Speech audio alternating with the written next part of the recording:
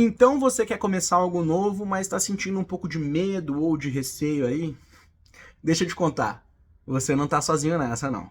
Chega mais. Eu sou o Thiago Lima e eu parei de tentar me definir já tem algum tempo, mas se você quiser tentar descobrir, me segue aí onde você tá vendo esse conteúdo. Eu vou começar contando uma anedota que quem conhece no podcast, o Te Acalma, já ouviu algumas partes por aí, mas fica ligado porque eu nunca contei essa história na íntegra, então vai ter novidade pra todo mundo. Em 2007 eu me mudei de Matão pra São Paulo pra fazer faculdade, e lá em casa a gente sempre gostou muito de cozinhar. No escoteiro, sempre que possível, eu era também o cozinheiro da nossa patrulha, então sempre tive isso dentro de mim aqui, né? Mas sendo apenas universitário, latino-americano, sem dinheiro no bolso, eu tinha que me virar agora com o que sobrava no final do mês ali, depois que todo o alto custo de vida em São Paulo sugava a maior parte. E eu me dei conta que grande parte dos universitários, em especial aqueles que nunca tinham pisado numa cozinha antes, tinham muita dificuldade em o que eu vou fazer agora que eu tô aqui sozinho, eu preciso me virar. Foi então que me veio um estalo, eu tive uma ideia genial. Eu ia fazer um canal de culinária para ensinar essas receitas básicas e eu ia chamar de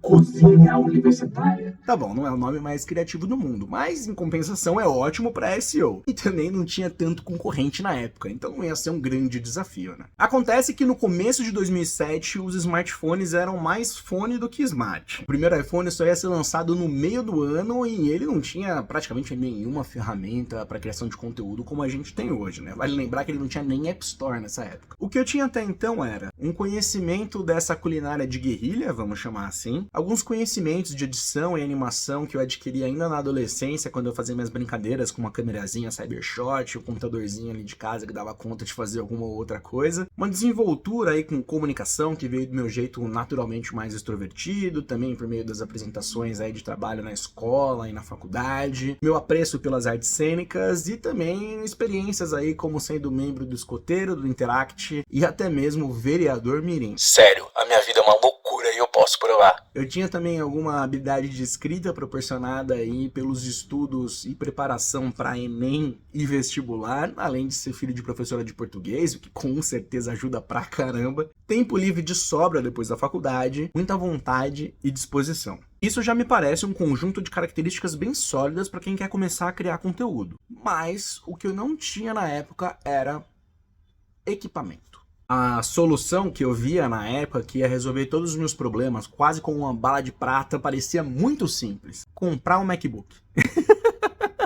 Isso porque ele é um notebook, então ele dá mobilidade, ele tem webcam integrada, então ia resolver o meu problema de não ter câmera e ele tem especificações suficientes aí para conseguir fazer a edição sem grandes problemas. Mas na verdade, tinha um problema. MacBooks nunca foram baratos, mesmo os usados. E naquela época eu nem estagiava ainda, então não ia ser com os 10 reais que sobravam no final do mês que eu ia conseguir comprar esse equipamento. Mas veja bem, eu já tinha uma miríade de coisas que eram essenciais para criar esse projeto. Coisas, inclusive, que se eu tivesse o equipamento, mas eu não tivesse elas, seriam impeditivos reais para que esse projeto saísse do papel. Cara, eu simplesmente ignorei qualquer outro tipo de solução, como, sei lá, pegar uma câmera emprestada com alguém e usar os computadores da faculdade para editar, ou então conversar com os professores da faculdade mesmo, ver se eu poderia usar os estúdios que eles têm lá, com os equipamentos já e tudo mais, ou então ver se eles podiam me indicar aí alguma outra solução possível, né, alguma luz. Conversar com os amigos mesmo da faculdade e de repente ver se eles não tinham alguma coisa ali pra emprestar, a gente se juntava e formava um coletivo, uma produtora, sei lá. Ou então apresentar esse projeto pra TV da faculdade e ver se eles não queriam comprar essa ideia e a gente seguia produzindo todo mundo junto. Várias soluções naquela situação que eu tava inserido que eram possíveis de fazer, mas eu ignorei todas elas, porque pra mim a única solução possível era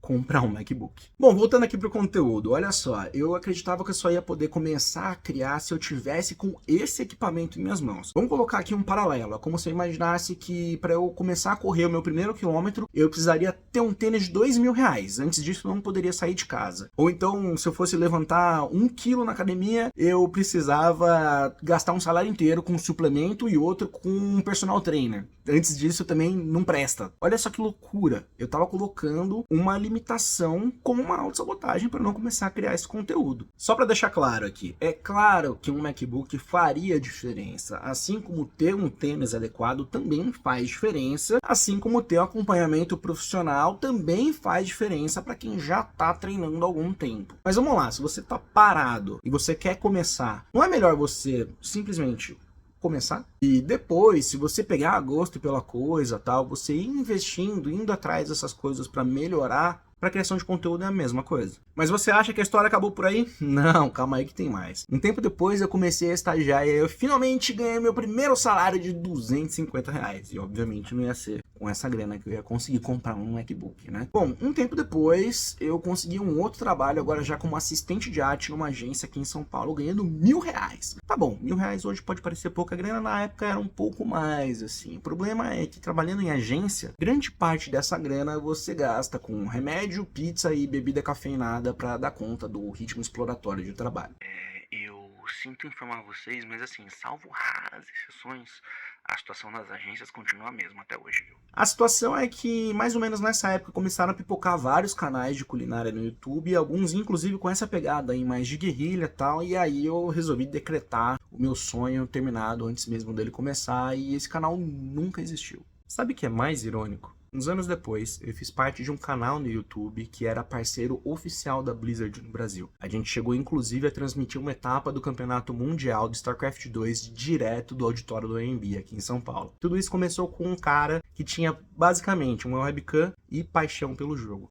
Todo o resto ele conquistou depois, mesmo num cenário onde o YouTube já estava inundado de canal de jogos pela injeção de dinheiro que todas as networks fizeram aqui no Brasil. Mas isso daí é papo também para outro vídeo. Quando eu finalmente me dei conta disso, eu entendi que para você começar algo pela primeira vez, e aí não só criação de conteúdo, mas qualquer coisa na sua vida, basta você começar do jeito que dá e depois você vai melhorando com o passar do tempo. Isso é natural. Daí pra frente foram inúmeros os projetos de criação de conteúdo que eu tive envolvido, em especial para marcas e empresas, que acho que foi o que eu mais fiz aí nos meus 15 anos de carreira e contando. Essa sacada foi muito importante para mim e é por isso que eu faço questão de repassar ela para todo mundo. Eu lembro quando eu fazia minhas oficinas de produção de podcast lá no Google, uma das frases que eu usava era mais ou menos essa: não espere estar perfeito para começar. O perfeito não existe, sempre vai ter espaço para melhorar. E o mais legal é você olhar para trás e ver o quanto você evoluiu.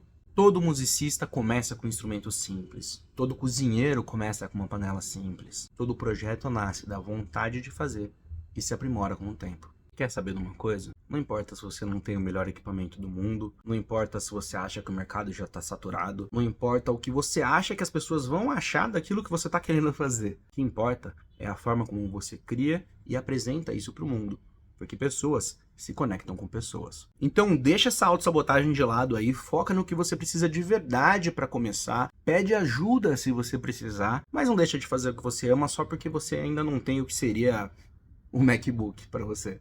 E ó, só para lembrar, isso serve para qualquer coisa na sua vida, não é só para criação de conteúdo. Inclusive para aquele flirtzinho que eu sei que você não tá querendo mandar aí porque tá esperando o momento ideal para isso acontecer. Agora conta aí pra mim, qual foi o motivo mais estranho que te impediu de começar algo que você queria muito ter feito?